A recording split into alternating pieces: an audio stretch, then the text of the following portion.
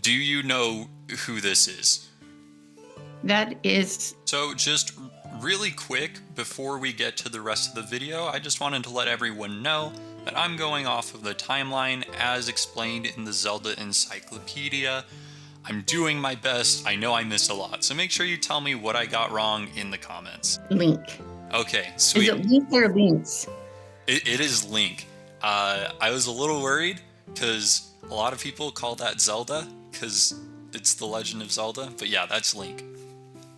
Okay. So right off the bat, you're doing better than most people who haven't seen this game before. Okay, so first thing I'm going to do is I'm going to start with some history, and then we're going to get into the games. There are 20 mainline games, and they're all connected with like a shared universe, kind of like the MCU. Okay. So there's like a timeline, and the way that the games are released isn't the order of events. So a game could be released in 1985, but it takes place after a game that's released in 2010. Okay. So to start off, so before any of the story starts, the lore behind how the universe in The Legend of Zelda was created is there are 3 goddesses, and they are responsible for the creation of the universe. Their names are Din, Nehru, and Faror. So Din is indicative of power, and so she is the one that like creates matter, right? She like forms it together, puts it together, creates planets. Nehru is the one that makes laws, so like the law of gravity, the laws of physics. She's responsible for that, and she's indicative of wisdom. And then we have Faror, and Faror is indicative of like the spirit of living things. So courage is one way that you could put that, but she's the one that creates all life in the universe. So which one is which for the picture? So Din is the red one on the left, and then Nehru is the blue one in the middle, and then Faror is the green one on the right. And we won't touch too much on the goddesses later on. There's just one thing that they do that's super important. So they create the world that Zelda takes place on. And when they leave, the place that they leave the Triforce. So the Triforce is 3 sacred triangles. Each one is indicative of an attribute of each goddess. So you have the Triforce of power, the Triforce of wisdom, and the Triforce of courage. So what's power under? Which of the earth, law, or spirit? So power is earth. Okay. And then wisdom is law. And then courage would be spirit. Okay. And this is the ultimate power of creation left behind by the goddesses. And whoever is able to touch the Triforce, if you can get to the Triforce and you can touch it, then you can make one wish. Kind of like a genie, right? Except for it is ultimate power over the universe. So there aren't like rules. You can bring people back to the dead from the dead. You can create new worlds. You can do whatever. You just have to get your hands on the Triforce. However, there's a caveat if you touch the Triforce, where your spirit has to be balanced, or your heart, not your spirit, has to be balanced between all 3 attributes of the Triforce. Otherwise, in order to touch it? Yeah. Otherwise, it will split into its 3 distinct parts, and each piece of the Triforce will find a host or a person that presents the quality that matches it. So, for example, the Triforce of Power would find the most powerful person in the world, and it would lay to rest with them. And they would like have power with it. It's not like they have a triangle following them around, but like it like lives inside of them, basically. Does that make sense? So if you had a balance and you touched it, what would that look like? So if you were balanced and you touched it, that would mean that you had experiences in your life that help you balance power, wisdom, and courage. So you are like strong, your body's strong, you work hard, but you're also very wise and methodical in the things you do, but you also have a very dominant spirit. It's kind of like, you know how at the end of Harry Potter, when Harry's talking to Dumbledore, and Dumbledore tells him that he's able to use all of the Deathly Hallows because of the person that he is. That's what allows him to be the master of the Deathly Hallows. Okay. Same concept. So it enhances all your abilities? Whatever attribute they have of power would increase. So I guess you actually are right. So if you have one piece of the Triforce, then that allows you to enhance whatever your powers might be. So if I was a wizard and I had the Triforce of Power, then I would be even more powerful. Or if I was like a monk and I got the Triforce of Wisdom, then I would become enlightened and I would be able to like understand things more. So like Jafar, I have great power. Yeah. Very, very similar. However, if your heart is balanced and you touch the Triforce doesn't stay with you. You just get to make a wish, and then the Triforce goes back to the spot that it was created. Okay. Sweet. So now that we have that covered, we can start going into the history section. So obviously, because the Triforce exists, there are a lot of people that want to get their hands on it because it's ultimate power. And so the three golden goddesses, who are the creators of the universe, left behind the goddess Hylia. And Hylia is like a step down. She's more of like an angel than a god, but she's the protector of Earth. And she is the one that is in charge of protecting the Triforce. She's the goddess of time. And her main quest is to fight against evil. So because Hylia exists and she's like the embodiment of good, and so Demise wants the Triforce because he wants ultimate power, Hylia is fighting against Demise because she wants to prevent him from getting that power. And the gods, or like these demons, angels, whatever you want to call them, they're not mortals, so they can't use the Triforce. Right? So they are not capable of making a wish using the Triforce. Only mortals are.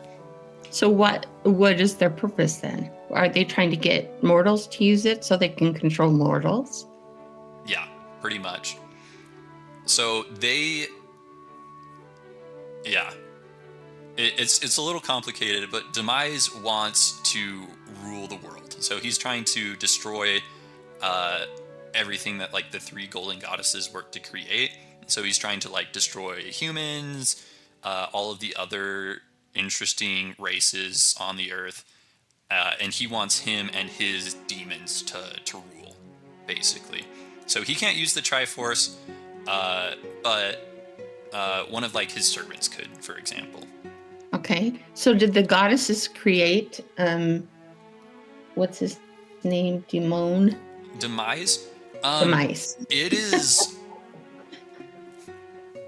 not explicitly stated at any point, so it's a little it's a little vague, but you would have to assume yes, because they're responsible for all life in the universe, and he's alive. And so they would have created him just like they created Hylia. Okay. So that's my assumption, but it's never explicitly said. Okay, so Hylia, in order to save all of... Wait, let me check my next slide real quick. Okay, yeah. So Hylia, in order to save the human race, gathers all of them onto specific pieces of land, and she uses all of her power to raise them up into the sky. And so every human is living on floating islands in the sky. And that brings us to the first game, Skyward Sword. This is, if you remember, when I was like 9, and I was really, really excited about a Zelda game that was coming out. And then I was like, oh, I don't know if I can play it because it's rated E10. But then you and Dad were like, you can play it. And Santa got it for Christmas. Yeah, so this is that game. So Okay, let me back up. So the goddess raises them up. What's her purpose? How does raising them off the earth on islands help them? the monsters can't reach them. So she raises them above the clouds. She creates a cloud barrier that you can't penetrate unless you use her power, and that protects the humans from monsters. And she's also able to like temporarily seal away Demise so that he can't attack. And so he's always trying to climb up to the islands? Yeah, pretty much. He's trying to break out of the seal that was made on him so that he can destroy humanity. So once he's sealed, can he empower other people?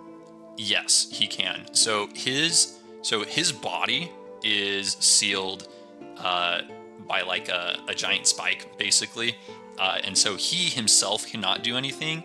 However, his power, which is generally called malice in the Zelda universe, is able to like create monsters. He's able to like give directions to monsters. And so he's still able to influence things around him, but he himself cannot do anything. While he's sealed. Exactly. Sweet. Any questions? So what's she doing all the time while he's sealed? We're going to get into that in just a second. Okay. Okay. So Skyward Sword, it's a pretty straightforward game. So Link is just this guy, and he lives on these floating islands because he's a human, and he's really good friends with this girl named Zelda, who also lives on them. But then one day, Zelda like falls beneath the clouds. She's like sucked away by a tornado, and so Link goes on an adventure to save Zelda, who's like his best friend. And in this process, a few very important things happen. First of all, we find out that Zelda is Hylia. So the goddess Hylia took mortal form. She like gave up most of her power as the goddess, and she became Zelda. Because she wanted to be able to influence Link. So she is very good friends with Link, and they have kind of like a romantic relationship, but you never get into it in the game. And so it's implied that the goddess Hylia is in love with this mortal, but also because she knows that Link is in love with Zelda, who is the goddess Hylia, she uses that to get Link to do things that will permanently eradicate Demise.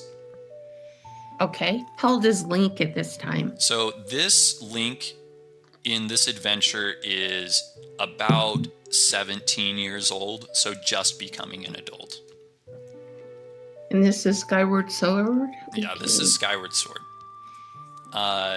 And so Hylia, because she knows Link is in love with Zelda, is able to essentially manipulate him into doing certain things. So the first thing that she is able to get him to do is create the Master Sword.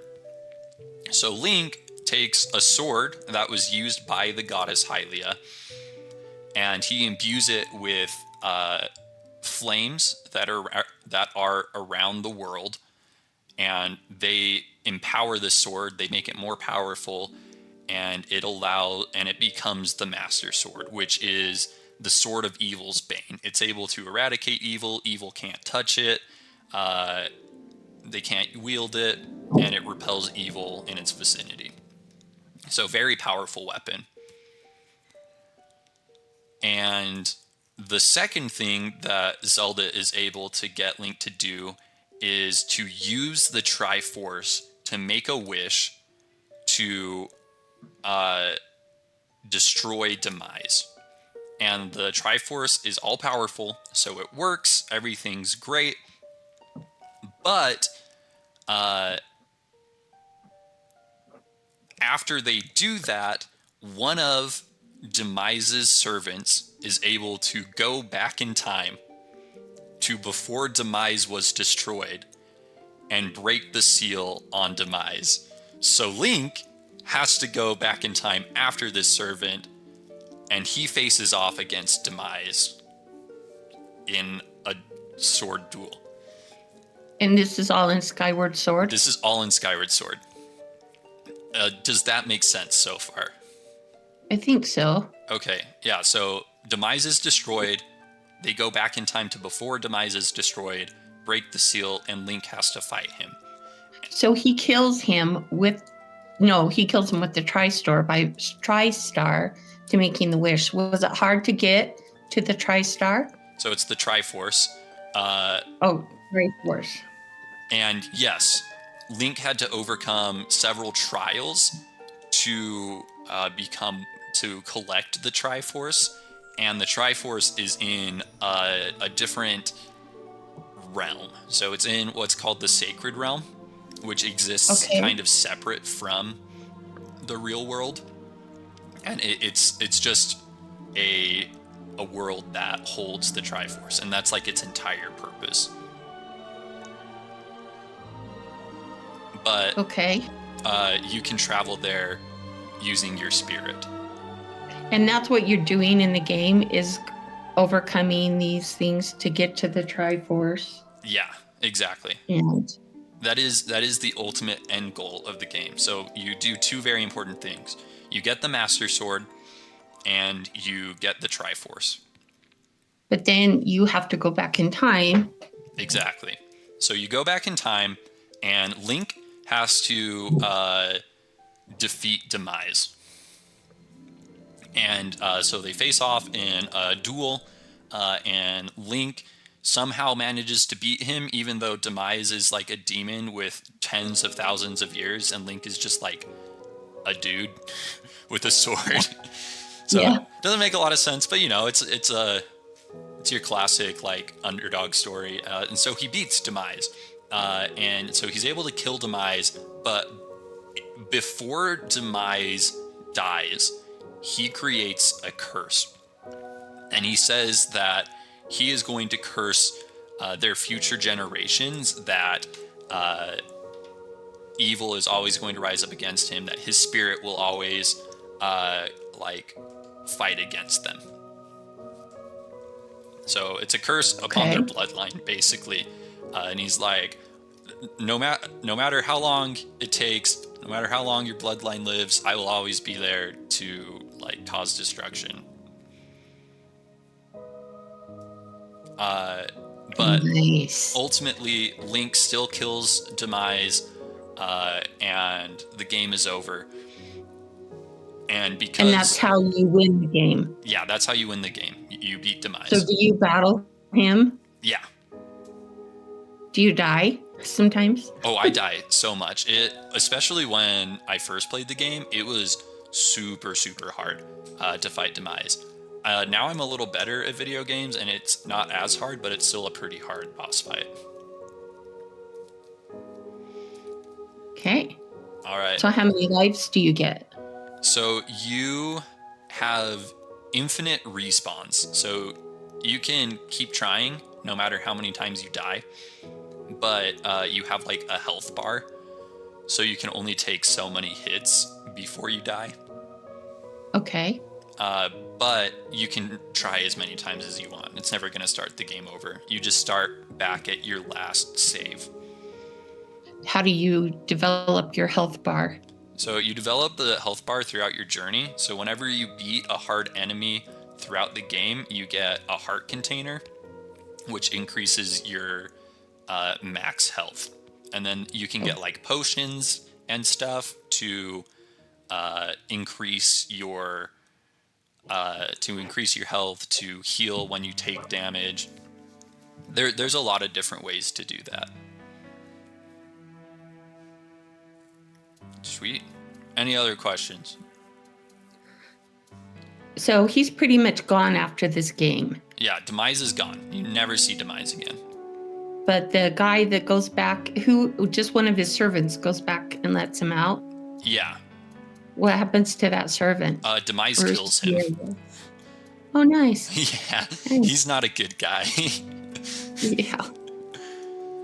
And what is Zelda and whatever her name is, Hylia, doing all this time? She's just watching? So yeah, Skyward Sword kind of falls victim to the damsel in distress trope, where Zelda's like actually not very useful in this game. She's just kind of there. She helps make the Master Sword, but then she ends up getting kidnapped by the servant, and that's how the servant breaks the seal on Demise, is using Zelda. She's like, oh, well, Hylia made the seal, so we can use Hylia to break the seal, right? So how did the servant figure out that Zelda was Hylia? It's good question. I honestly don't remember. I think that he just kind of pokes his nose around a bunch until he figures it out. Because like you find out because Zelda's like going to a bunch of different springs throughout the game, and you're like chasing her to each one. To like awaken the power of the goddess or something. Uh-huh. Okay. But yeah. So is Hylia really like Link, or does she just use him? Both. So it's implied throughout the game and some of like the side material that Hylia is in love with Link. But she does manipulate him and use him. But it is to like save the known universe, so like you can kind of forgive it, but it's still kind of sketchy. But that's what she was made to do. Yeah, that was why Zelda was created. That's why Hylia became immortal. All right. So that's Skyward Sword. That's game 1 out of 20. But did the goddesses know that Link would be a player in this, or did Hylia choose him? Hylia chose him. So Link is Hylia's chosen hero. And that's going to be important in just a second. So after they defeat Demise, they decide that since, Demise isn't like around anymore, they're going to refound a kingdom on the surface. So they like start making a kingdom on the surface, and both Link and Zelda live very full lives, and then they die, and generations and generations move on from that. Which brings us to... Is this all in Skyward Sword, or just in between? So it's in between the next Skyward Sword and the next game. So the next game is Minish Cap, and this one is pretty low-key. So this takes place, assumedly, a few millennia after Skyward Sword, so it's been a very long time. Okay, let me ask you a question. Okay. The way you're presenting these, you said not all the Zelda games came out in order. Right. Is this the order that you're putting them in, or is this the order that they came out? So this is not the order that they came out. This is the timeline. Okay. So You're putting them in order. Yeah, so there is a canon timeline that the creators of The Legend of Zelda have put together. And it is a little controversial. Not everyone agrees with it. And it is definitely convoluted. And so this is the order in history that they are, like within the Zelda games, but not the order that the games came out. Okay. So Minish Cap takes place a couple thousand years after Skyward Sword. So it's been a really long time. The Kingdom of Hyrule is what they named it after. And Link is dead? Yeah. So that Link died, Zelda died, and Demise died. So all of them are dead. So when Hylia became Zelda, she gave up immortality. Yeah. Died. Yes. But her magic goes into her posterity. Yeah. Exactly. So anyone that is the bloodline of the original Zelda has the same magic and powers that the goddess Hylia had, but only daughters in the royal family get those powers. Only daughters. Yeah, and so whenever a daughter is born, they name her Zelda as like a sign of respect to the first Zelda. What about the boys? Are they called Link? So we're getting to that. So Minish Cap, kingdom's going. There's a king currently, and there's a princess, and that's Princess Zelda. Princess Zelda is friends with a guy named Link. Link has no connection to the royal family. He is just some guy from a nearby village. However, Happen to name Link. Okay, sorry. It's a little weird to explain, but I think that it'll help if I can get to just like the next point. So, there's this evil goober named Vaati, and he attacks Hyrule Castle. He turns Zelda to stone in the process. And we don't know this explicitly in the game, but we do know that Vaati is the embodiment of Demise's curse. So he's basically like the new villain that's gonna try and fight against and like destroy the kingdom. Is he human or is he demon? A little bit of both. So he is technically not human. He's part of another race of like really small people called Picori. But he like gained magic at a certain point from something called the Minish Cap. That's why the game is called the Minish Cap. And so like that gives him power, and so he becomes the size of like a person, and he has a bunch of power, and he is trying to destroy everything, get like the power that is sealed away by the royal family, whatever. Now, Hylia knew that villains were going to rise up over and over and over again.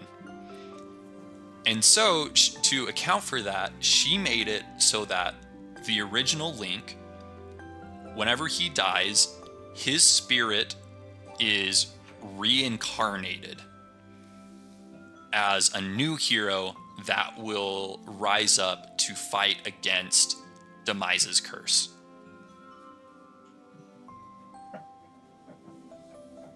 So they don't have any of the memories of this Link doesn't have any of the memories of the previous Link, but he does have the hero's spirit. So he is just as courageous, just as motivated to help people, just as kind-hearted. But other than that, he's pretty much a new person. And so Minish Cap is just Link fights Vaati, And throughout the story, he's able to create a new sword because the Master Sword is sealed away right now. So they make a new sword called the Four Sword. And the Four Sword lets the wielder split into 4 copies of themselves. And he uses that to seal Vadi inside of the Four Sword. So why was the other sword sealed away? And it's kind of like the Sword in the Stone, so it like stays in there until a new hero can pull it out. Oh, so it didn't suck in Demise like the Four Sword. It seems like it did, kind of, but it's also said that Demise is dead, so it's like, I don't know. I don't really know what happened. End of the game is a little ambiguous. But yeah, so they make a new sword, and they seal Vadi inside of the Four Sword. And how did he do that? By hitting him really hard, a lot. With the sword? Yup. And why is he wearing a chicken on his head? So that's your companion character for the game. This game explains where Link's little hat comes from. And basically, this guy that is on Link's head was cursed into that form. But he's helping Link, so he just sits on Link's head because he's like the shape of a hat.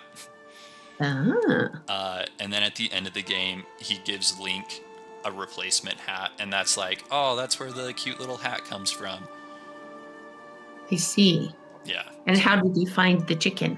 It was literally just along the way. I see. So he was on his way. And does it give him power or No, just advice? Just advice. Sweet. So, next game, Four Swords. This one, very, very straightforward. The seal on Vadi breaks, and so Link gets the sword, and he seals Vadi again. So how does this seal break? I don't know. It was like old, or maybe it wasn't that powerful in the first place. It just breaks, no explanation given, and so you have to fight Vadi again. And that's the whole premise of the game. It's a lot shorter of a game, and it's like a multiplayer game, so you get to play it with your friends. And so they were like, "Who cares about the story? Let's just make a game." So yeah, seal breaks, you fight Vadi, you put him back in the sword. Is it as challenging as the other games? Yes and no. So the main game is actually pretty easy, but there's like bonus levels at the end of the game that are really hard. But they're optional. You don't have to do them to like win. Is this the same Link or is this another Link? It is a different Link. And is there a Zelda in this one? Yeah. Okay. We can move on to the next game. So the next game is Ocarina of Time. So Ocarina of Time takes place a significant amount of time after Minish Cap and Four Swords. And in Ocarina of Time, the whole plot is, so Link is just a little boy. He's like 10 years old, and he's living in the woods with a tree, and the tree can talk. But he keeps having dreams, and he's like, oh shoot, like something bad is going to happen. And so he goes and talks to his tree. Does he have a family? Nope. He is, from what we can tell, an orphan. And so he goes and talks to the tree, and he's like, hey, so I'm getting all these weird dreams. And the tree is like, yeah, that's because there's like this evil dude that's gonna, or like some kind of evil is brewing up. And you should go talk to Princess Zelda at Hyrule Castle and figure that out. And Link's like, okay. So he goes to Hyrule Castle. He sneaks in past all of the guards to go talk to Princess Zelda. He finds Princess Zelda. Zelda is also 10 years old. And he's like, hey, so I've been having dreams about this evil guy. And Zelda's like, hey, no way. I've also been having dreams about this evil guy, and check it out.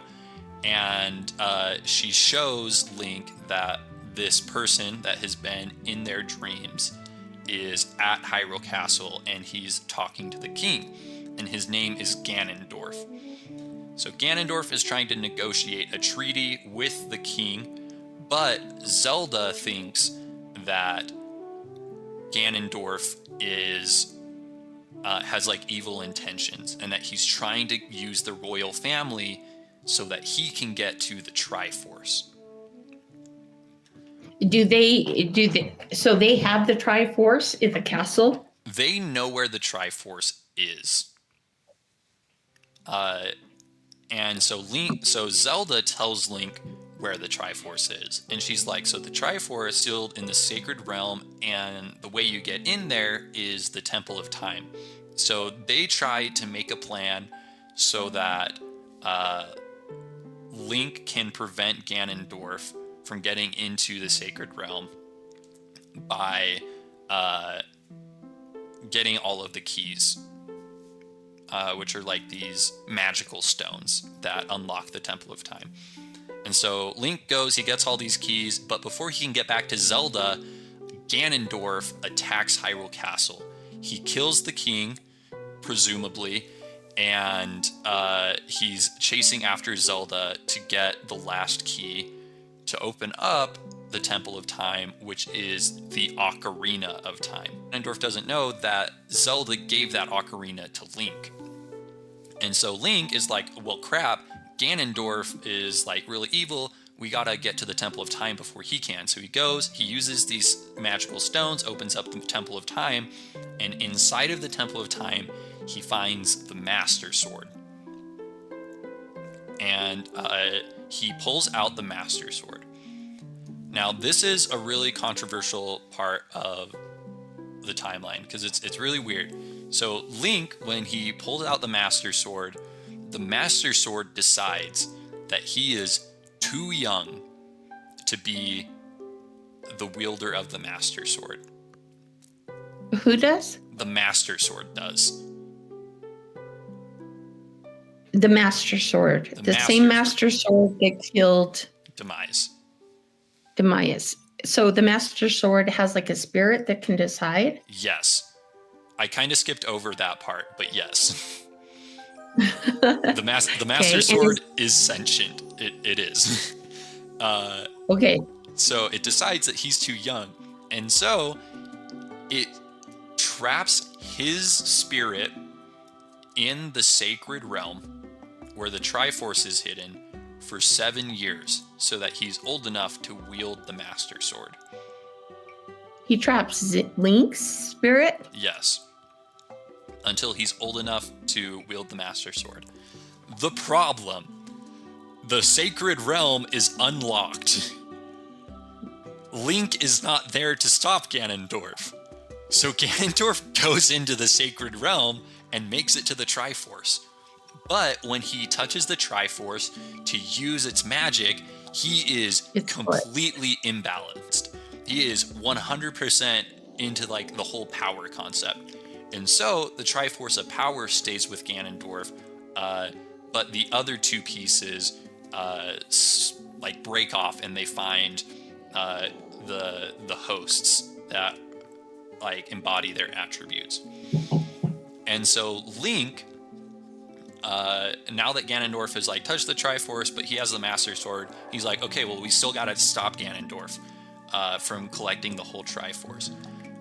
And so they come up with the plan that he's going to find all of the sages who are magical or powerful magic users from every race in Hyrule. So there's a bunch of different races, kind of like dwarves, elves, that kind of thing. And they're powerful magic users. And with their help, Link can seal Ganondorf away. So is he trying to find one of those guys that can touch it and get this part of the Triforce? So they don't know where the Triforce is right now. They only know that Ganondorf has one of the pieces. So his only thing is he's trying to get the sages, and the sages have the magical ability to seal away Ganondorf. Okay. And so he goes, he saves them all, and after he saves all of the sages, Zelda comes out of hiding and is like, okay, Link, like, we got all the sages, and I have the magic power from Hylia. She doesn't say it like that, but that's what's happening. And so, using all of their magic together and the Master Sword, they can seal Ganondorf inside of the Sacred Realm. So he can't do any more harm. Okay, so really nothing happens with the other two parts of the Triforce. Something does happen. So when Zelda reveals herself, she reveals to Link that she has the Triforce of Wisdom. And then she reveals to Link that he possesses the Triforce of Courage. And Link just had no idea. But when she tells Link this, Ganondorf is able to ambush them, and he is able to kidnap Princess Zelda. So Link has to go after her to save Zelda, right? But all Ganondorf is trying to do is he's trying to get the whole Triforce together by putting them back in the same spot. Because once the Triforce is assembled again, then he can use the Triforce's wish. Why couldn't he use it the first time? Because he was imbalanced, but when you have everyone in the same room, where's the Triforce going to go? It's still all there, right? So Link goes to save Zelda, and so the Triforce is all in the same room, so all Ganondorf has to do is kill Link and get all of the Triforce together, and then he can use it. But Link just kind of whips his booty, and he is able to defeat Ganondorf, and they're able to seal away Ganondorf in the Sacred Realm using the Master Sword and the sages. So the plan worked perfectly. So they didn't put Ganondorf inside the sword? No, he's not in the Master Sword. He's in the Sacred Realm. He's like sealed away in like some pocket dimension or something. But Demise is in the Master Sword. Yes. Okay. And Link is not 10 yet anymore. He's 17? Yes. Is Zelda 10? No. So when Link pulled out the Master Sword, time moved forward 7 years. I see. And so Zelda's 17, Link is 17, Ganondorf, I have no idea how old he is, but he's 7 years older as well. And so they have the fight, and they're able to seal away Ganondorf. Now, at the end of the game, Link and Zelda are talking. And Zelda feels bad that Link missed his entire childhood. She's like, this is all my fault. And so she uses the Ocarina of Time, and she sends Link back in time to relive his childhood, so that he can his tree. Yeah, so he can live out his life.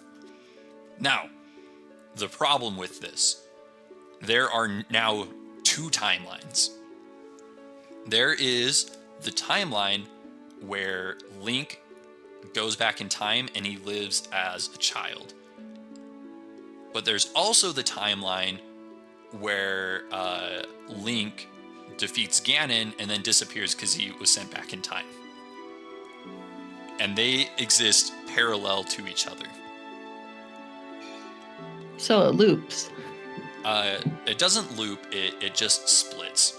So there are two different possibilities, and the games after these ones showcase what could have happened in each timeline. Why wouldn't it loop? Because if he goes on the one, he goes back, and then he's gone back. So why wouldn't it loop? So the reason it wouldn't loop is because when Link goes back in time, he makes different decisions to prevent Ganondorf from ever getting to the Triforce. Gotcha. And that creates a completely different set of events than what happened in the original timeline. Okay.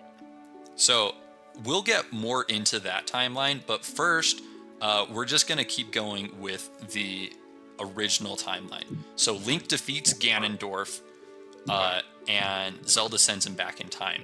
So now Link isn't in this timeline. All right? He was basically erased from existence right after Ganondorf because Zelda sent him away. Oh.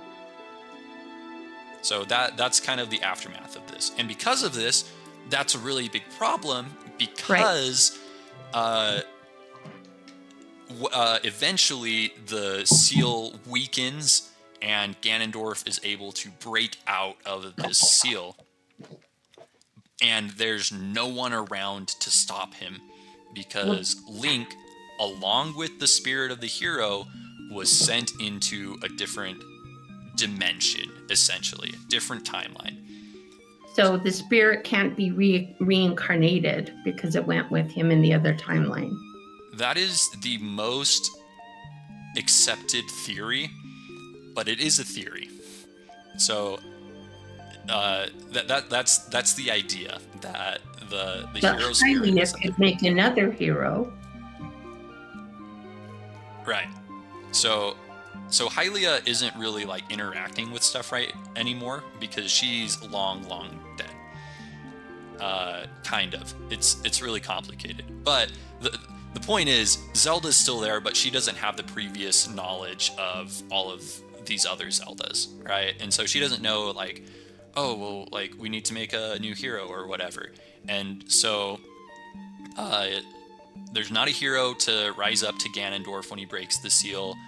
And so Ganondorf is basically allowed to, like, wreak havoc on the kingdom for many, many years. And so the royal family tries to take measures to ensure Ganondorf doesn't become too powerful. So they break apart the pieces of the Triforce that they possess, which is the Triforce of Wisdom and Courage, and they hide them. So Ganondorf can't find them, and they pray to the three golden goddesses, who for once actually listen to what's going on, and they're like, okay, take everyone that you love and you care about, go on to the highest mountains you can find, and then they flood the entire earth permanently.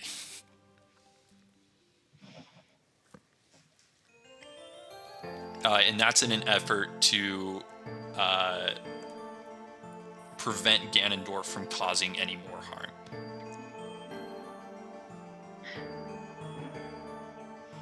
Okay. Yeah. So Ganondorf, can he die in the flood? It doesn't seem like it, because Ganondorf still has the Triforce of Power, which, from what we have seen, allows him to never die. It basically grants him immortality. And where's the sword? So the sword is still in the Temple of Time. Okay, so it's out of the two timelines. So the Master Sword is also another point of contention in the fan base, because some people think that the sword is gone from this timeline, some people don't. But the sword isn't anywhere that is useful at the moment. And even if it was there, even if they knew where it was and they could find it, there isn't someone that can use the Master Sword. But isn't the temple, it's in the temple, right? Yeah. And isn't the temple outside of timelines? No. Okay. So the Temple of Time is an actual physical place, but it is a gateway to the sacred realm. Where the goddesses live? That's where the Triforce lives. It's basically like an alternate dimension. The gateway. Yeah, so the Temple of Time is the gateway to the sacred realm. Okay. Okay, so that brings us to Wind Waker. So, There is this guy. So let me stop you. Ocarina of Time. All this happens in Ocarina of Time. So all of this happens in Ocarina of Time. This is the history that is presented at the beginning of Wind Waker. Okay. So how does the game end in the Ocarina of Time? So Ocarina of Time ends when you defeat Ganondorf and you seal him away. And then Zelda sends Link back in time. And that's the end. Yeah, that's when the timeline splits, but that's also the end of Ocarina of Time. Okay, so you don't see Ganondorf wreaking havoc and Nope. them splitting and sealing and reaching out to the goddess. Is it just in the prep before the next? Yeah, it's basically a cutscene at the beginning of Wind Waker. Okay. Okay, so in Wind Waker, there's this boy who lives on an island, and this island has a tradition of honoring the legendary hero. And this is a new Link, neither Link? This is technically not a new Link, but he is named Link because the people that live on this island honor. It's like a way of showing respect for the hero in Ocarina of Time. Because the hero in Ocarina of Time did defeat Ganondorf, even though he did disappear. And so there's still legends of him, people still respect him, and they're still waiting for Link to return, even though he's never going to. But there's still two parallel timelines going on. Yes, but we only need to worry about this one right now. Right, and we're in the one where Link left. Yep, we're in the one that Link disappeared. Okay. So this island has a tradition of honoring the hero from Ocarina of Time, and so they named their son Link, and when Link becomes the same age, becomes a certain age, he is able to put on puts green clothing on, just like Link wore in Ocarina of Time, to respect. It's like a sign of respect. We don't know how old that age is. Some people say that Link is 12 in this game. Some people say he's 16. It's never explicitly stated. But the people choose him. Yeah, so the people are like this is just how we show respect for the hero of time. Now, no one has heard of Ganondorf for centuries and centuries and centuries, right? Because the Earth was flooded, and Ganondorf wasn't able to do anything for a really long time, and so it's a very peaceful place, and so they only do this as a sign of respect. But one day when Link is just kind of chilling on the island, a giant bird shows up to the island and just takes his sister. Which is Zelda? No. His sister's name is Errol. And he's like, well, crap. And so he goes after this bird on a boat to save his sister. And when he shows up, he loses horribly, and he's thrown away into the ocean, and eventually he's rescued by someone named the King of Red Lions. Now, So the Earth is still flooded? Earth is still flooded. So he gets thrown into the ocean, but he's saved by someone called the King of Red Lions. Now, the King of Red Lions is a sentient boat. And it's never... sentient what? Boat. So it's a boat, but it's alive. And it's pretty much never explained. Okay. And so it saves Link, and he's like, hey, so the person that's responsible for kidnapping your sister is Ganondorf, because Ganondorf is trying to find Zelda, and your sister kind of looks like her. Okay. But he's used to talking to trees, so he can talk to boats. Well, this is a completely different Link, but basically, yeah, this is just like everyday stuff in the Zelda universe. No one bats an eye. They're like, yeah, sure, talking boat, why not?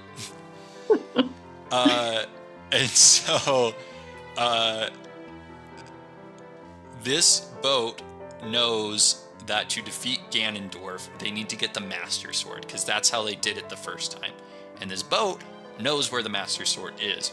But because the hero spirit is gone, Link has to undergo a bunch of trials to prove himself to the gods that he is worthy of pulling out the Master Sword. And so The goddesses? Is it in the game? It only ever refers to them as the gods, so we don't really know exactly who he's proving himself to. We just know that he has to prove himself before he's allowed to pull out the Master Sword. Okay. And so he completes all of these trials with flying colors, and a gateway opens under the ocean. And so Link goes into it, and we find out that the entire kingdom of Hyrule still exists in kind of like a bubble under the whole ocean. But no one's there, right? It's completely desolate. It's just the kingdom.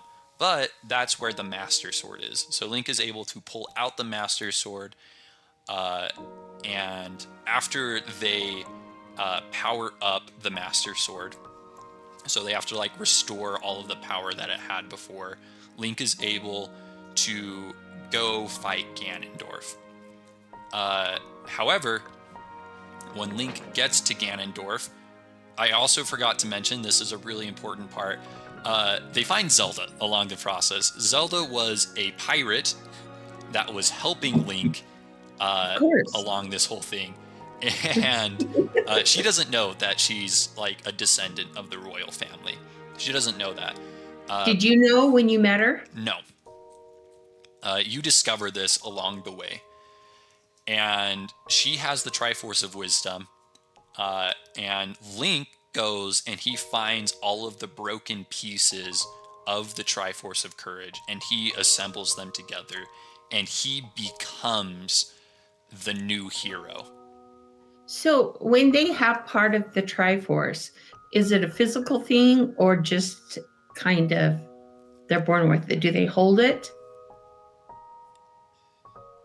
Yes. So kind of both. So the Triforce is a physical thing, and it seems like it can break into pieces.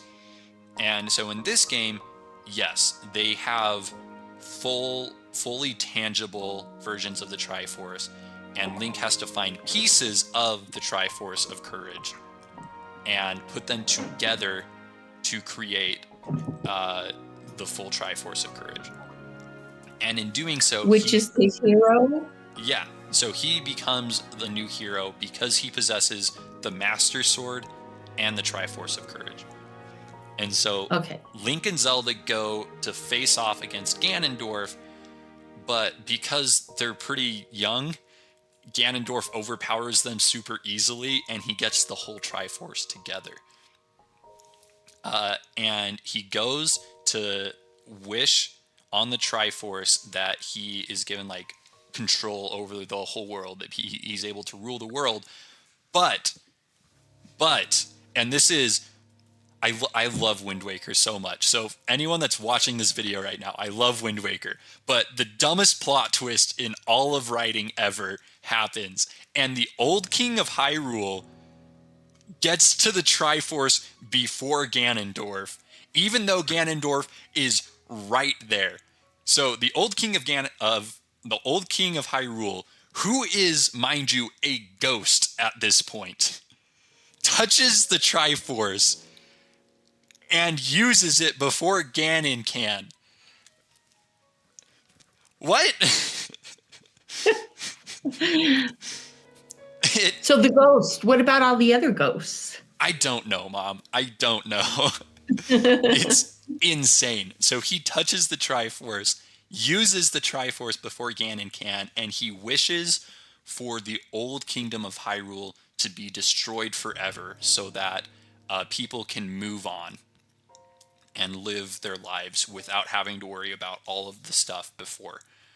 And of course, Ganondorf really mad, so he tries to kill Link, but as part of this wish that the king made on the Triforce, he also allows for Link to overpower Ganondorf. And so, because Ganondorf no longer has the Triforce of power, Link is able to kill him permanently.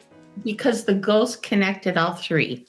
Yeah, so How did he connect all three? So they were all in the room? Yeah, so they were all in the same room. So all the pieces of the Triforce were together. Ganondorf puts the Triforce together. But before he can use it, the old king of Hyrule, who is a ghost, like teleports in front of Ganondorf and uses it before Ganondorf can. Which, like, okay, whatever, I guess.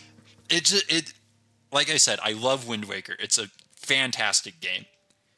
But that doesn't make any sense, and it's kind of dumb. But it's what happens, and Link kills Ganondorf, so Ganondorf is dead in this timeline, never to be seen again. So did Zelda the pirate carry a physical part of the Triforce? Yeah. She knew what it was? She did not know what it was. So you meet the ghost of the Ghost King before, and he like explains everything to you. And so he explains that Zelda has the Triforce, and he explains to Link that he needs to get the Triforce so they can defeat Ganondorf.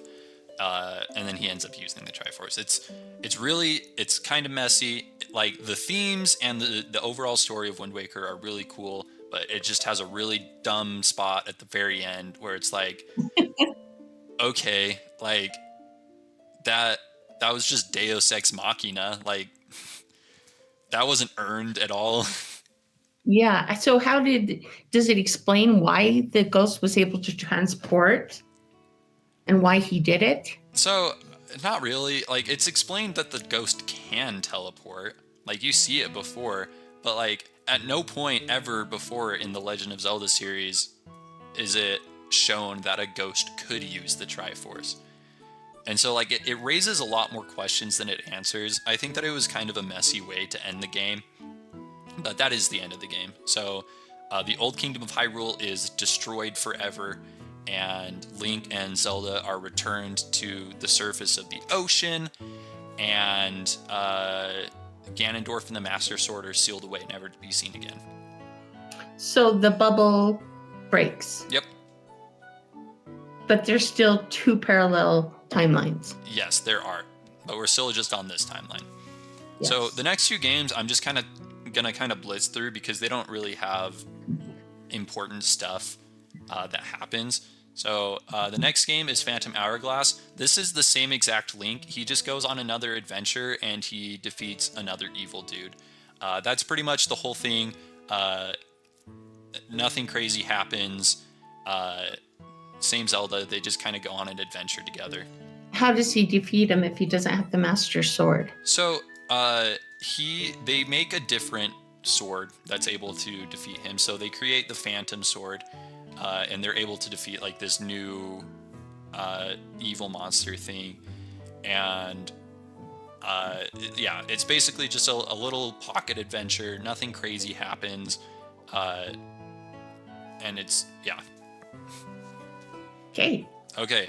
The next game is Spirit Tracks.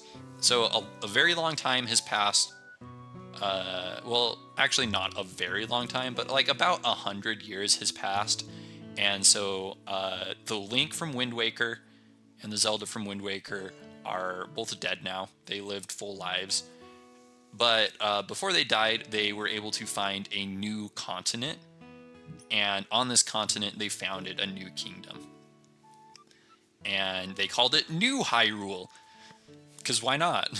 And they're able to progress technologically a little bit. So they have like some like steampunk technology, so they have like trains and stuff going on. And this one is just kind of like another pretty short adventure where there's like this demon guy that wants to like control everything, and so he tries to possess Zelda, and so he can like run the whole kingdom, but Link is eventually His name is Cole. Yeah, his name is Cole. So Chancellor Cole, is a vessel for this demon, kind of like Quirrell was for Voldemort. And that allows this demon named Malladus to possess Zelda, and he like runs the kingdom for a little bit, but ultimately they're able to defeat him, and this demon is killed, and they make a new legendary sword. They're just making they're just making legendary swords all over the place now. And how do they make them again? Magic. Zelda's magic? Sometimes. Zelda's. Whenever it's tied to the Master Sword, yes. 100%. Every other kind of super powerful sword in the games, it just kind of depends. Sometimes it's magic, sometimes it's magic items, sometimes it's like sacred relics, sometimes it's people that like imbue it with magic. But regardless, they make a new sword, they defeat the Demon King. Or they defeat the Demon Malladus. And that is where this timeline ends. That is all the games that take place in this timeline. Any questions so far? I know that this has been a lot, and this is actually taking a little more time to explain than I thought it would. No, you're good. Okay. Sweet. So we're gonna backtrack. So we're gonna take a look at the other timeline. So if we go all the way back to Ocarina of Time, at the very end, Zelda sends Link back in time, right? And he gets to relive his childhood. And when he does this, he prevents Ganondorf from going to get the Triforce. Link is able to explain like Ganondorf's plots and what he's going to do, and so Ganondorf is like arrested and sentenced to execution before he can do anything. So does he have his previous memories? Yeah, so he has all the same memories, but he goes back in time and he's a child now. And so he's able to prevent Ganondorf from ever getting the Triforce, which stops that whole series of events that happened in the other timeline. Okay.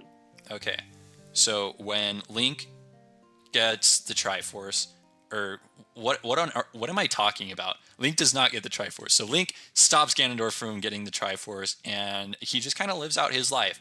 And he had a little fairy companion. I don't know if you can see them there, right by Link's head. He had a little fairy companion, and they kind of got separated when Link went back in time. So he goes to find this fairy companion in the woods, and when he does, it leads to the events of Majora's Mask.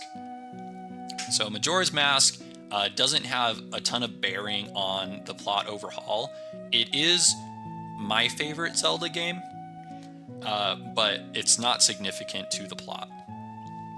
So basically, when Link goes into the woods to find his fairy, he gets jumped, and by this weird little goblin guy who's wearing this mask.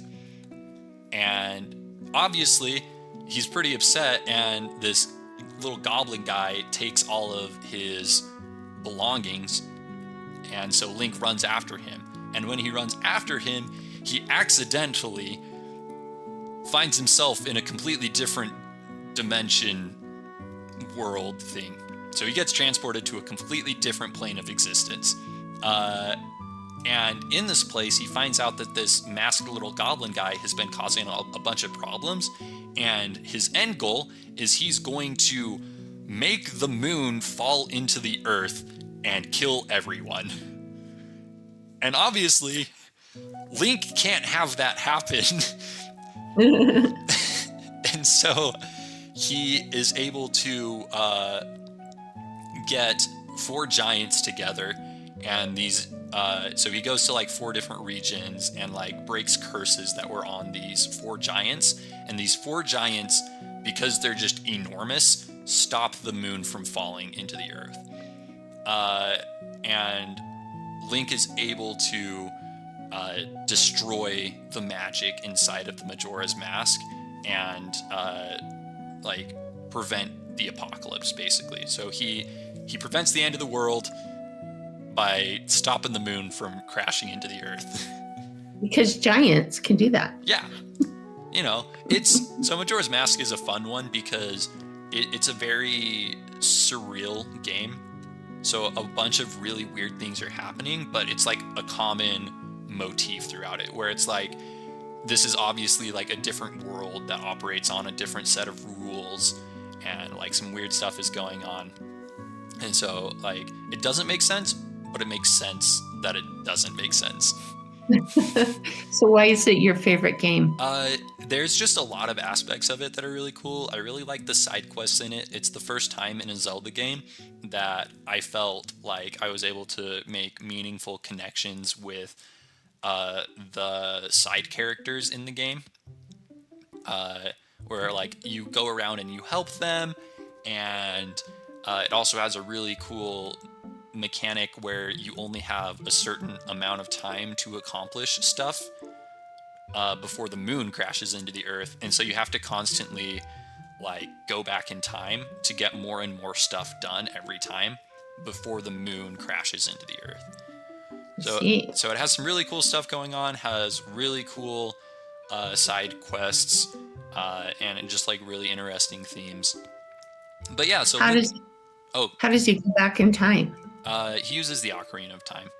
So Okay. because it's in a different world, it kind of operates on different rules. So Link going back in time over and over and over again doesn't affect anything. It's kind of assumed that everything kind of happens all at once. I don't know, time travel is really messy and really weird. And I could sit here and try and explain what I think about time travel for a long time, but I think that would get really boring really fast. But yeah, so because it's a different world, different set of rules, it doesn't seem to cause any problems that Link is going back in time. And after he saves this new world, he travels back to Hyrule, and he lives out the rest of his life. So if he's going back in time, he goes back in time in his parallel universe. He can't go back in time to the other one. Yeah, so he doesn't touch the other timeline at all. He's just kind of existing in his own time loop. It's like Groundhog Day. I don't know why I didn't think about that immediately. It's exactly like Groundhog Day. So Link relives the same 3 days over and over and over again until he's eventually able to save everyone. And what's Zelda's role in this? Zelda is not in this game. So yeah. Okay. It's called The Legend of Zelda. She's not in this one, so I don't know. I don't name the games. Okay, sweet. So next is Twilight Princess. This is one of the most plot-heavy games in the series because it looks like the art is different on every single one of them. Yeah. Every time they make a new Zelda game, it's a completely new game. So they do but art and everything. They do different art, they do different puzzles, different mechanics. Like every time you play a Zelda game, it is a new experience. Which is one of the reasons I like the series so much. It's not like they're just like making the same game over and over again. It's a completely different game every time. But there are some themes that pass. Yeah, so like the characters are the same. All of them are like puzzle adventure games, so you have to like solve puzzles as you're going through things, and then you have to like fight enemies. So they have like common themes between the games, but they're all completely unique experiences. Okay. Okay, so Twilight Princess. Twilight Princess takes place 100 years after Majora's Mask. On that timeline. Yep. And so in this one, I'm just gonna give you the bullet points for the plot because it gets really complicated really fast. So Link is living in a village by himself. Not by himself, but he has like a bunch of friends in a village, but he's an orphan. He's usually an orphan. And his friends get kidnapped by some monsters, and so he goes after them. But when he goes after them, he accidentally goes into what it was called the Twilight Realm. And most people, when they go into the Twilight Realm, they become a spirit. And it can't really do much. But Link becomes a wolf because he has the Triforce. Never explained exactly how he has the Triforce, but he does. And because he has it, he turns into a wolf instead of into a spirit. And he gets attacked by a bunch of monsters, and he gets locked up. But he's saved by this little impy lady named Midna. And Midna takes him to Zelda. And Zelda explains that the kingdom was attacked by this guy named Zant. And Zant comes from a different dimension. So he's a different dimension monster. And Zant stormed the castle, massacred the guards, like winning over a lot. And so Zelda ended up surrendering to Zant. And Zant took the dimension that he's from, and he starts spreading it over Hyrule. So that's how Link ended up in it, is because it's starting to spread over Hyrule. And so Zelda explains that we need to we need to beat Zant somehow. And so Midna, who is the person that saved Link, is like, okay, so I know of a super powerful magical artifact that can destroy Zant, and it's called the Fused Shadow. And so Link goes and they find the pieces to the Fused Shadow and they put it together, but before they can use it to defeat Zant, Zant ambushes them, and Zant is able to overpower Midna, and he turns Link into a wolf permanently. And so Link is a wolf now, and Midna's not doing too hot. And so they decide that the way to break the curse is... I skipped a part. They go to Zelda. Zelda is able to heal Midna. And Zelda explains that there is a special artifact that can break the curse that's on Link. And she's like, you need to go find the Master Sword, because the Master Sword dispels evil. So if you're near the Master Sword, then this curse will break, and you'll turn back into a human. And Link is like, okay. And so Link goes to get the Master Sword. And after Link gets the Master Sword, they're like, okay, well, we still have to get rid of Zant. So Link has the Master Sword, and he's talking to Midna, and he's like, okay, so how do we get rid of Zant? And Midna is like, okay, let's send Zant back to the dimension that he came from.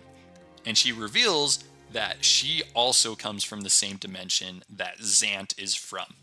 And she knows how to send him back. And so they go to what is called the Mirror of Twilight. And it is a portal into the Twilight Realm, which is this realm that Midna and Zant are from. And while they're there, they find out that the site where the mirror is at is the site that Ganondorf was going to be executed at. However, the execution did not work. And so when they tried to kill Ganondorf, he, for some reason, and I'm just going to say right now, never explained, he is able to summon the Triforce of Power. Because he's so powerful, I guess.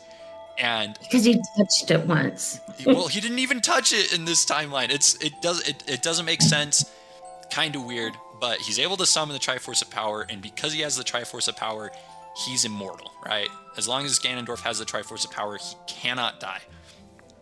And so Ganondorf, the execution fails, and he starts attacking the people that were going to execute him, and they panic, and so they're like, well, the Mirror of Twilight's right here. That's a portal to a different dimension. Let's just banish him to a different dimension instead. So they use the Mirror of Twilight, and they send him into the Twilight Realm, where Ganondorf then gives his power to Zant. So that they don't fight each other? They don't fight each other. Ganondorf manipulates Zant. So Ganondorf gives his power to Zant, and he tells, and he's like, okay, well, here's the plan. So you're going to use my power. You're going to break into, you're going to use it to travel to Hyrule. You're going to overtake everything for me. And then when you're done, I get my power back. We're both happy. I rule Hyrule. You rule the Twilight Realm. And Xant's like, cool. Sounds like a plan. So they learn all of this. And so Link is like, well, frick, we gotta do something about this.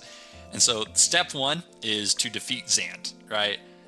Because that's where the source of Ganondorf's power is right now. So they assume like, okay, well, if we defeat Xant, then we cut off Ganondorf's supply to his power. And so we can defeat Ganondorf after that.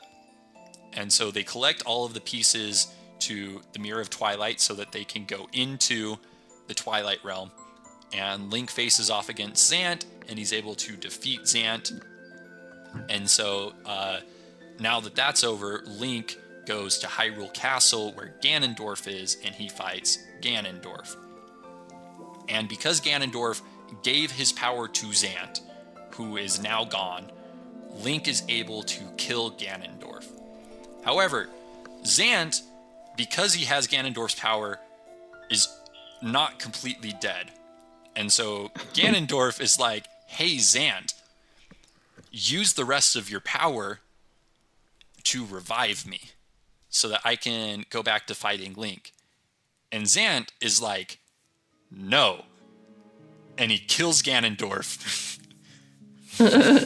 So because Ganondorf gave his power to Xant, Ganondorf is able to die, and Xant feels remorse for his actions, and he chooses to die. Huh. And so Ganondorf is eradicated from the timeline. Hey. Okay. So that is the end of Twilight Princess. Do you have any questions up to this point? Not really. Okay. Sweet. So the next game is Four Swords Adventure.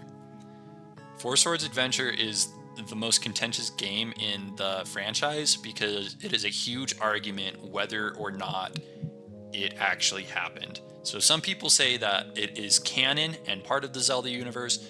Some people say it is not canon and it's not part of the Zelda universe. And the reason for this is Ganon returns.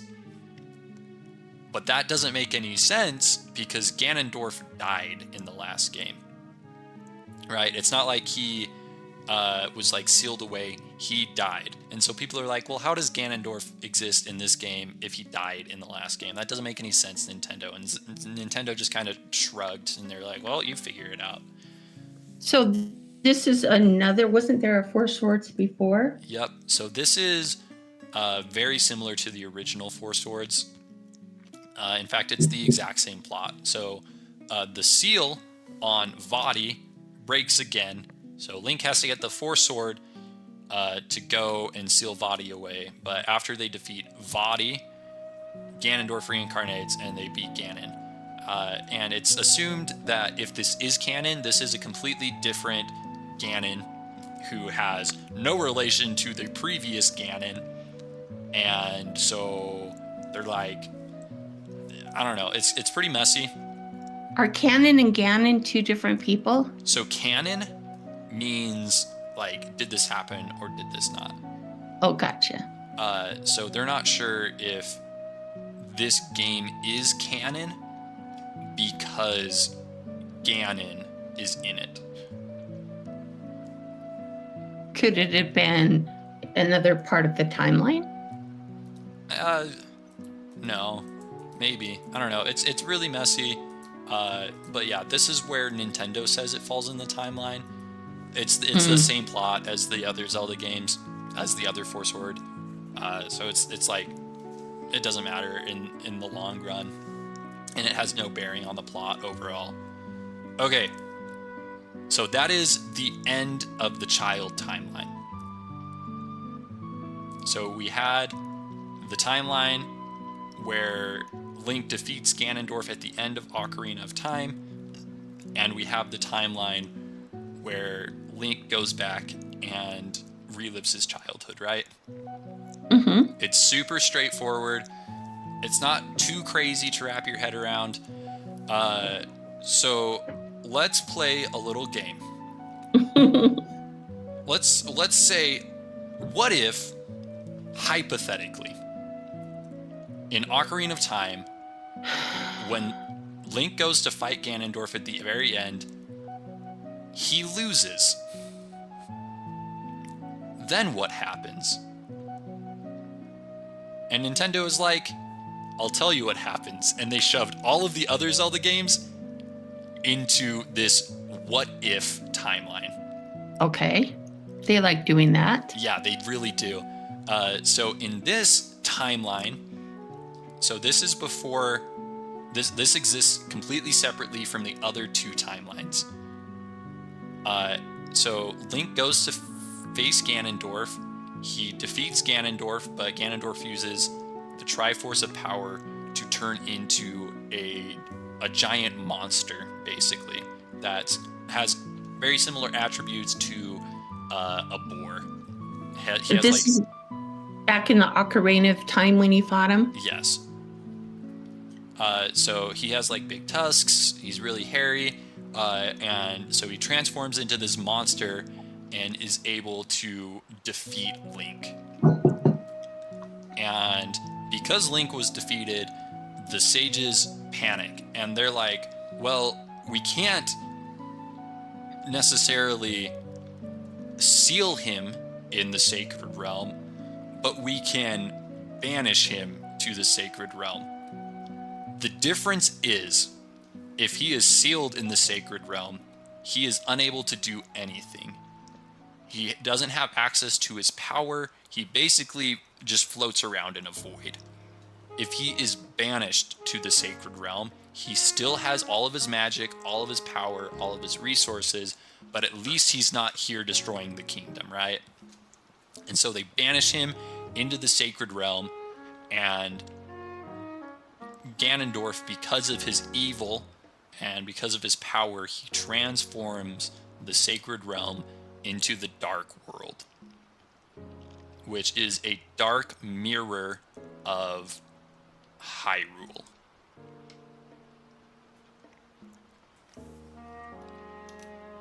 Okay. Which brings us to A Link to the Past. Now, I'm going to say right now, the title is misleading. There's no time travel in this game.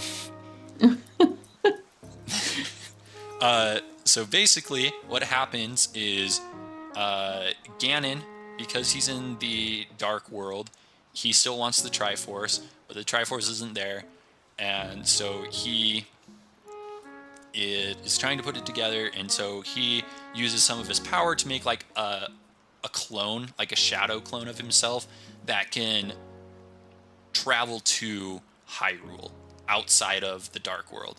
And so he does that, and he uses this this shadow clone to like start gathering the sages to break the curse on him so that he can come out of the Dark World. And so he kidnaps a bunch of these girls that are all sages, and he brings them to the Dark World, and he like hides them in dungeons scattered around the world. And the last one that he has to get is Princess Zelda. But Princess Zelda is able to communicate to Link that Ganon is trying to, or this weird shadow clone named Aghanim is trying to like kidnap her, and he attacked Hyrule Castle. And so Link goes to Hyrule Castle, and this is, by the way, a new Link, reincarnation of the hero, because the previous Link died in an Ocarina of Time. That's like the whole premise of this timeline. So a reincarnation of Link goes to Hyrule Castle, rescues Zelda, goes to try and fight Aghanim, fails. Zelda gets kidnapped anyway. Sorry, I skipped a spot. Link. So Link. Is Zelda reincarnated too? Yeah, well, Zelda doesn't reincarnate, right? It's just a bloodline. Oh, okay. So it is a new Zelda, and a new Link.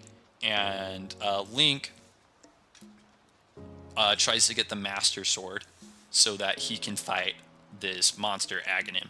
And so he goes to get the Master Sword, but while he's getting the Master Sword, Zelda gets kidnapped, and he goes and he fights Aghanim, but he was too late, and Zelda gets kidnapped to the Dark World. So Link has to travel to the Dark World where he rescues... Okay, hang on. Aghanim is the shadow of Ganondorf? Yeah, so... Okay. Yeah, so when Ganondorf is in his monster form, which he permanently is now, he's called Ganon. That's like the shorthand for his name now.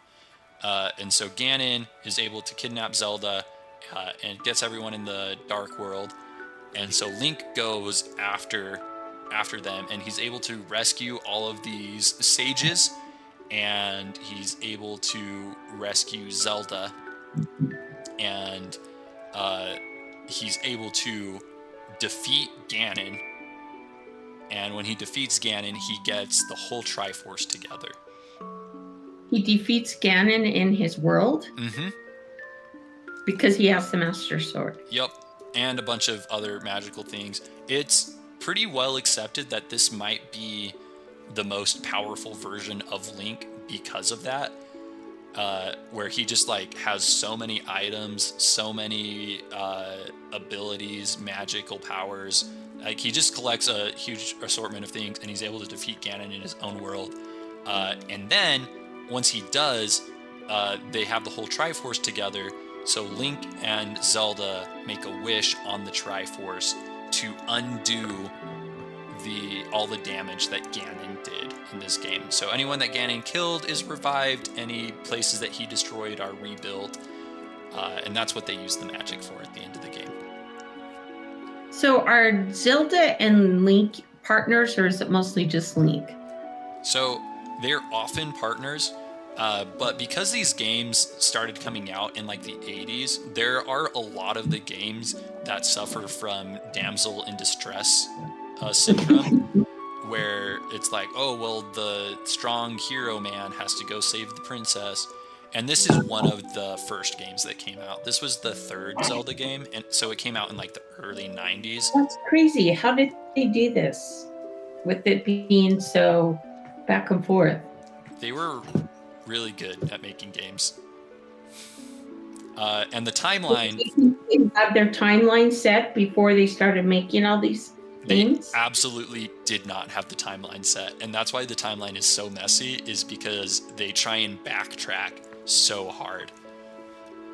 Okay. So the games started making the games in the 80s, and the timeline was made in 2010.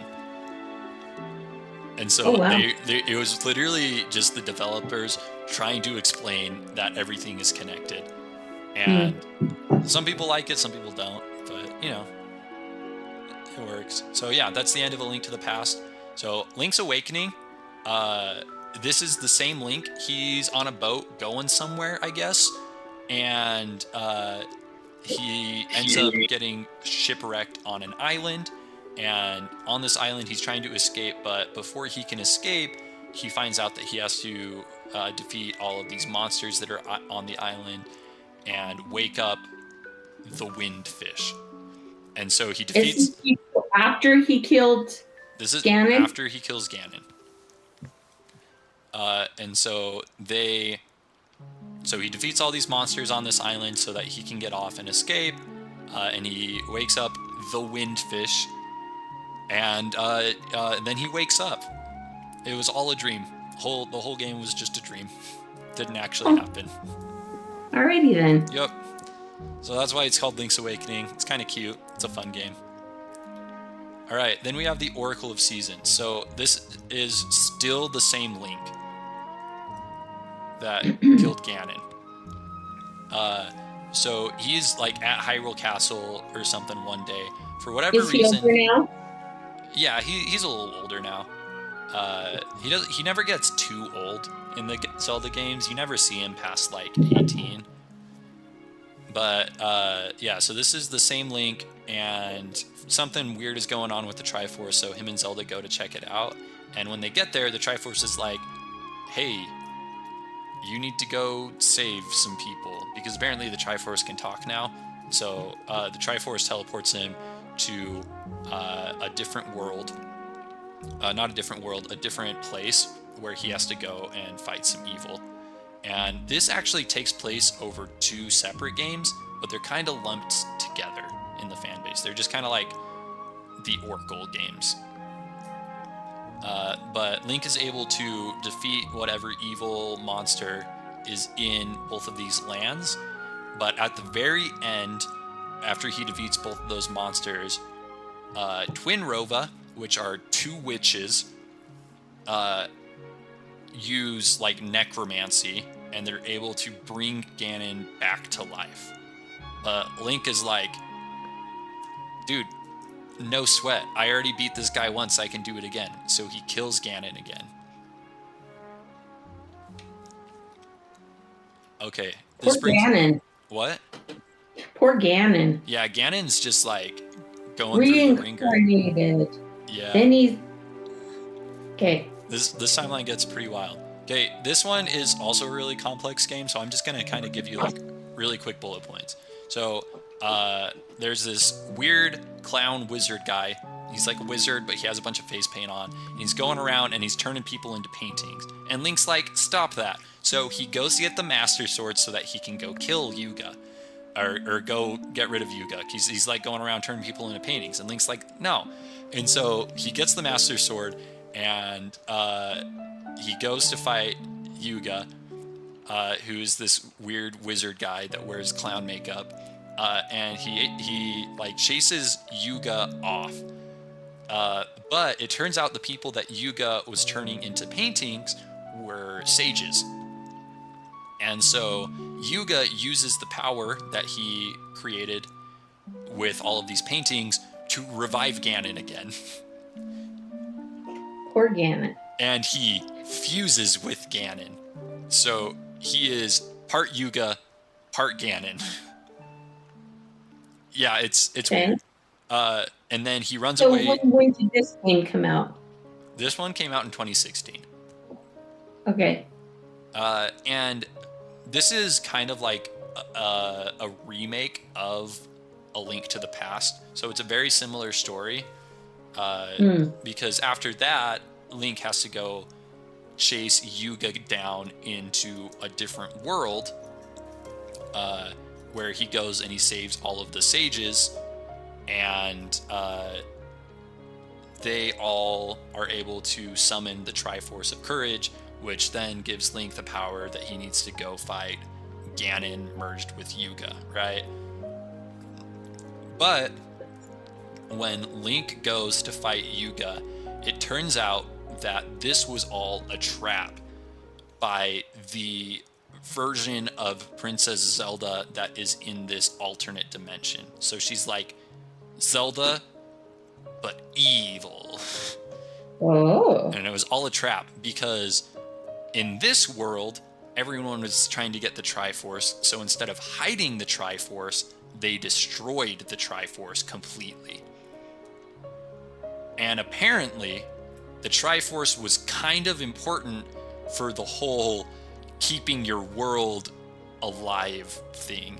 And so they accidentally doomed their world to ultimate destruction by destroying the Triforce. So this Zelda is trying to steal the Triforce from Link's world as a replacement. But Link ends up overpowering Yuga and Ganon and this other princess, and ultimately he gets his whole Triforce together. But him and Zelda decide that they are going to use their wish on the Triforce to create a new Triforce for this other world. So there's 2 Zeldas in this one? Yeah. One of them is named Zelda, one of them is named Hilda. Okay. But yeah. So they use their wish, they create another Triforce for this other world. You never see this world again. So apparently the Triforce can make more of itself, which is cool, I guess. But we never see that utilized ever again. All right. So the next game is Triforce Heroes. So And this came out in when? This one came out in 2017. I want to say 2016. Yeah, this one came out in 2016. Sorry, this one came out in 2014. So this Link from A Link to the Past is in these 3 games. He dies, and then a new Link is reincarnated, and that's this Link. And Triforce Heroes, this is the same Link. These 2 guys. Okay.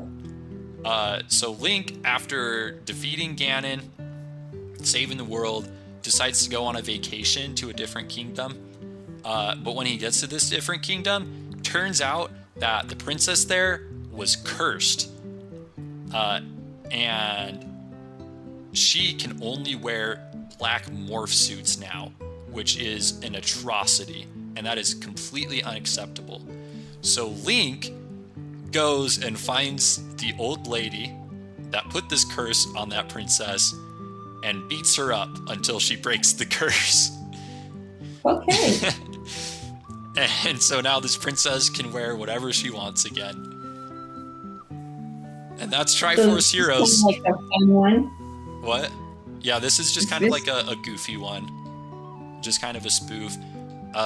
So the developers were working on a really big project when this game came out. So I think that this was just kind of like to satiate people because it had been a while since the last Zelda game. Yeah. But yeah, it's like a really goofy game. Some people like it, some people don't. But yeah, like has no bearing on the plot overall. So when they remake some of these, do they use pretty much the same puzzles in them? So they have different puzzles in all of them. So like this one is supposed to be a remake of this one. That one. Sometimes they remake a Zelda game and it's the same Zelda game. They just use like updated models, better graphics, better like frame rates, better controls or whatever. But this one was a completely new game. So new puzzles, new stuff, but the story is very similar to A Link to the Past. Cool. So yeah, that's Triforce Heroes. Now after that, we have finally made it to the original Legend of Zelda. So this was the first Zelda game to ever come out. And this is where it lands in the timeline. So, Ganon is revived. Again. And he kidnaps Zelda because he wants the Triforce. And so Link has to get the Triforce that Zelda hid for unexplained reasons. And then he goes and beats Ganon and saves Zelda. That's the whole plot of the game. You can tell that it's the first one. It's like Ganon is evil. You go, you kill Ganon, you save the princess. Why did they put it here in this timeline? They were like, I guess this is where it makes sense for it to be. But like, the reason they put it in this timeline is because they really didn't know if they were going to make any more games after they made this game. And so it really doesn't connect to a lot of other Zelda games. So this was just a convenient place for them to dump the game. Okay. So that brings us to the next game, which is The Legend of Zelda 2, The Adventure of Link, which is the second Zelda game ever. So this is the same Link as this one. Mm-hmm. And Ganon's minions are trying to revive him.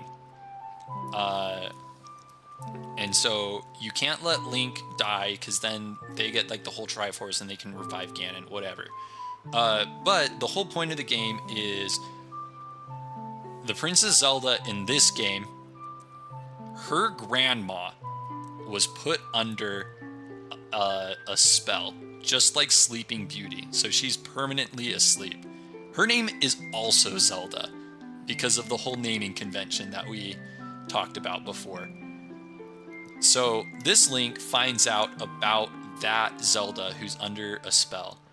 And the king of Hyrule is like, okay, well, if you can get the Triforce, then we can break this curse on this Zelda and she can live her life again. And so Link has to go find the last piece of the Triforce, which was not in this game. You only see 2 pieces of the Triforce in this game. So in this game, he finds the 3rd piece of the Triforce. And the reason I put Link beats himself up is the final thing he has to do before he can get that piece of the Triforce is he has to fight an evil version of himself. And so he gets the whole Triforce and he's able to wake Zelda up. How does he get an evil side of himself? Magic. Okay. Yeah, it's like supposed to be like a final test before he's allowed to get the Triforce. He has to like fight the evil inside of him. Okay. Yeah.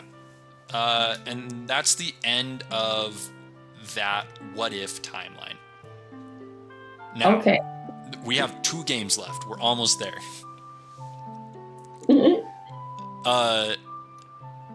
Now, after this game, and after Twilight Princess, and after Wind Waker, something happens.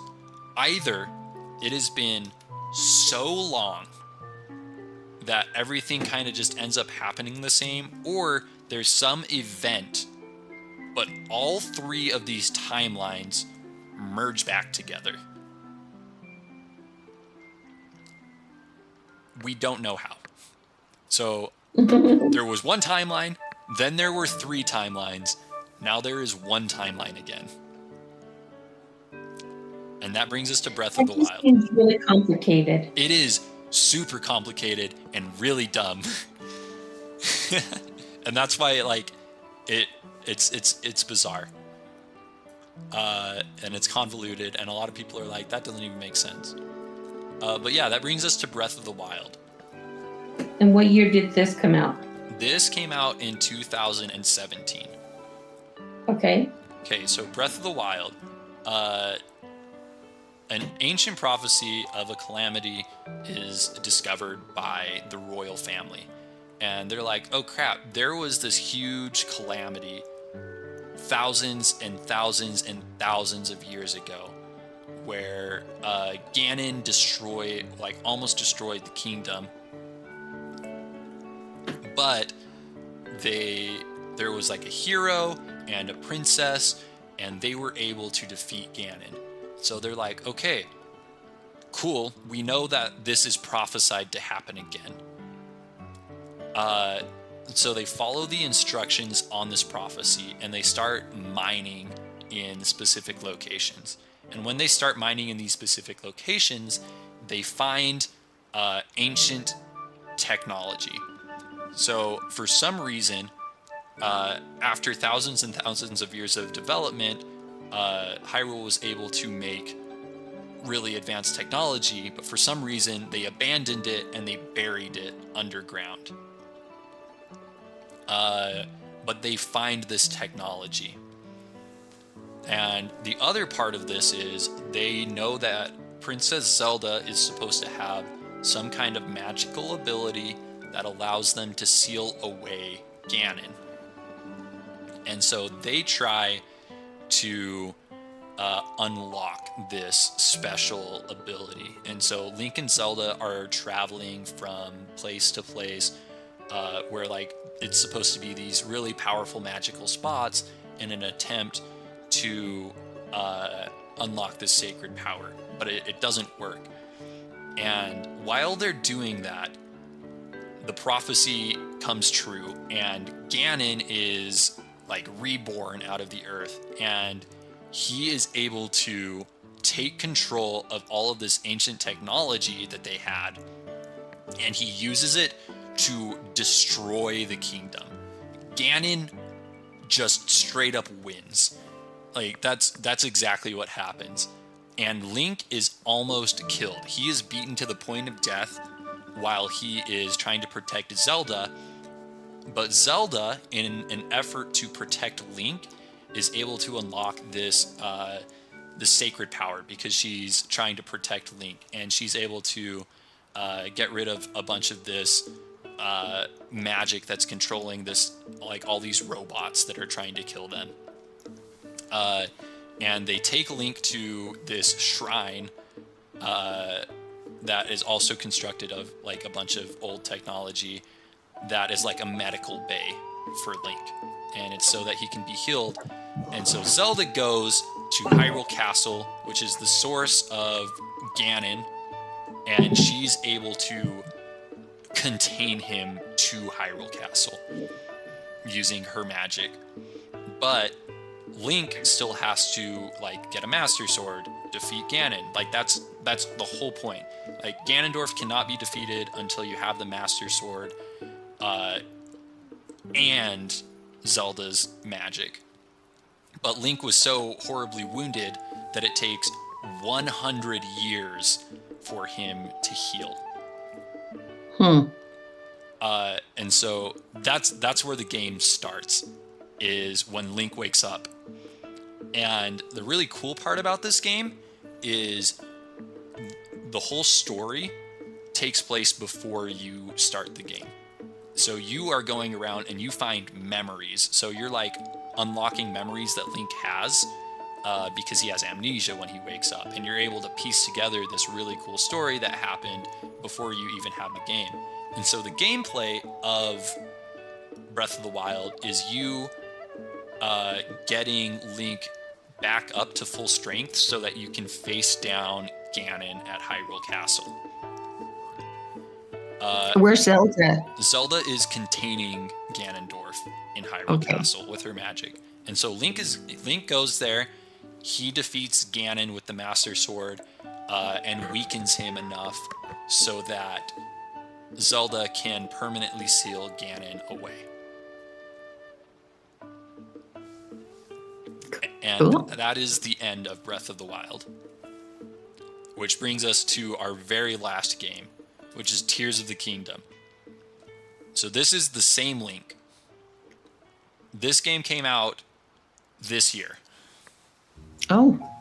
That's a big... The last one was 2017? Mm-hmm. So 4 years. Yeah, it was... Well, it was 6 years. Okay. But yeah, so this is the same Link. So Link and Zelda are investigating these caves that are under Hyrule Castle. And they're like, where did Ganon even come from? What happened? And they find a mummy. And it is a mummified version of Ganondorf. And they figure out that all of these monsters, all of these monsters that were popping up from the earth was magic that was leaking out, was Ganon's power leaking out of him from this mummy.